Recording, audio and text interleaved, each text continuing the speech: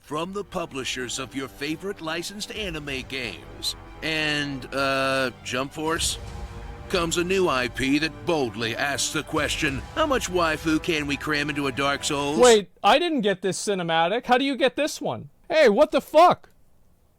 A load, it turns out. Code Vein.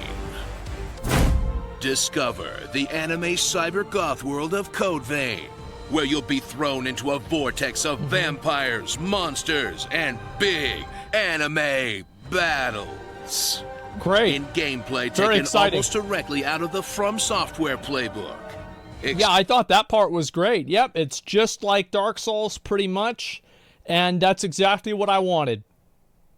Except with loose, weightless combat that feels like it came straight out of God Eater. And all the gravitas and mystery replaced with melodramatic cutscenes set to sad piano music. Yeah. In a divisive I will say that the story in Code Vein was actually pretty good.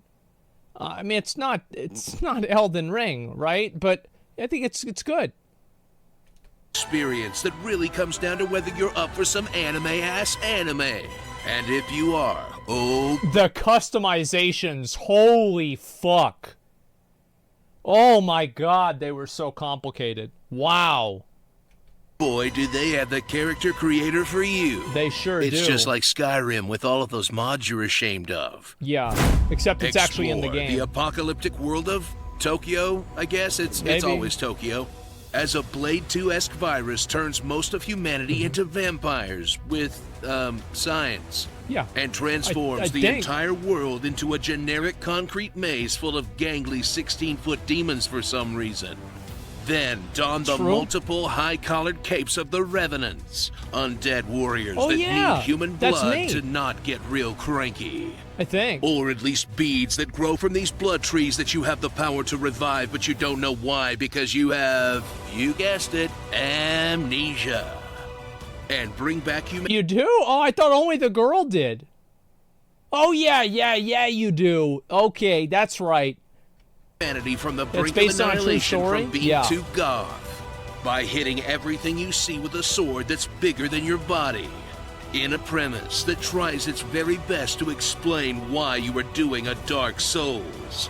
That might be straight out of the Hellsing fanfiction of a middle schooler.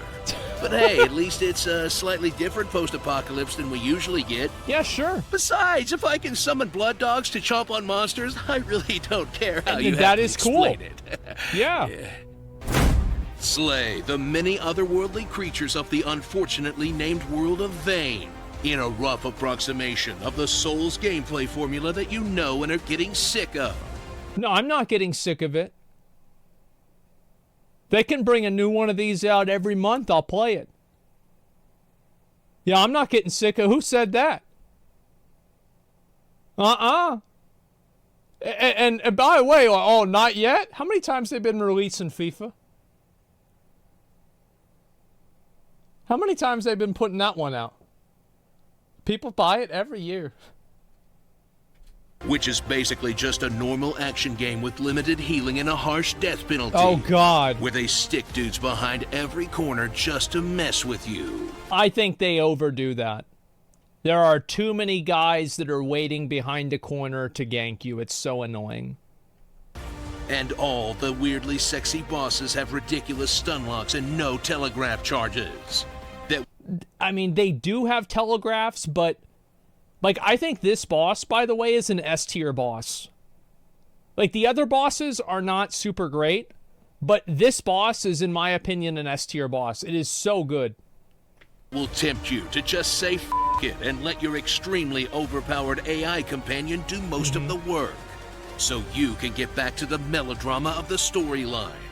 In a much more casual version of Dark Souls that's less about preparing to die and more about preparing to cry. I mean, just look at this poor girl. No memory, wears nothing but rags, and is 50% titty. That's gotta be a hard life. This sounds like half of the Twitter accounts I follow. Shift gears as you customize your loadout with Code's overly complicated skill system. Yeah, true. That will let you mix and match jobs and skills to create a unique playstyle that's all your own. Provided you don't mind hunting down skill upgrades through collectibles hidden around the map. And then sitting through the tragic backstory of the lady that sells healing potions or whatever, just so you can learn how to swing your sword harder. Yep. But at least provides plenty of room for different builds. Yeah, I think being able to play different builds in this game is really, really easy. It's way easier than many other games. It's a positive with this game. Ignore the fact that you can get by with just mashing light attack and rolling around most of the time. Well, that's a relief. I haven't finished this game, but now I know I'll be able to. But let's be real, if you're interested in this game, you were probably sold like 3 minutes ago when I told you can make your imaginary wife. So get out that black eyeliner and get ready to stick it to the system in a game that embodies the term fan service to an extreme degree, where you're legally obligated to own at least one wall scroll before you can enjoy. Never, ever let anyone shame you for that. Let your body pillow covers fly, brothers, high and proud! Starring the Shoujo the Count, Ginger Bias, Buffy the Vampire Slaver, Hot Topic Cindy, Chie Dead and Loving It, Lord Genome, Vampire Hunter D. Light, Either Gonna Keep You Up, Maximum Senpai. Wow. Only the breast for our fans. Let's start. And your mom. Daifu for waifu. You know just how Japanese a game is? Yes. When they have an onsen. I would say this rates right after Yakuza and Persona in its Japaneseness. Oh my god. Tell us what you'd like to hear in my honest voice in the comments below. You gotta finish this game. A man chooses, a slave obeys. It's dangerous to go alone. Take Batman. I just imagined an imaginary menagerie manager managing imaginary menageries. That's Einar. I have the shiniest meat bicycle. Do you know of a place where sailors hang out? Very funny. Okay. I think this was clever. Yeah, I like this. This was good. And I watched the new Zelda trailer. No, but I'm going to. Why would I not watch the new Zelda trailer? Yeah, of course, man. Normally better than this. Never seen this one. No, I thought that was funny. Yeah, I think that they went too hard on the game. I feel like the game was good. I'm gonna be honest. I think that it was good. And it's the thing is that the reason why I like the game is because the gameplay was good. To me, if the gameplay is good, the fundamental nuts and bolts gameplay is good, good game. Gameplay is bad, bad game. It's that simple.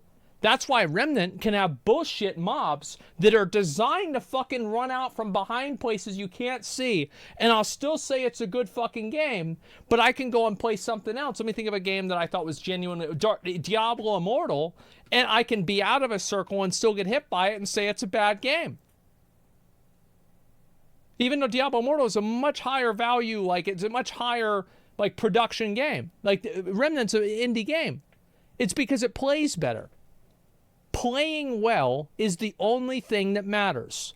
If a game doesn't play well, it's not a fucking game. It's a piece of shit. That's it.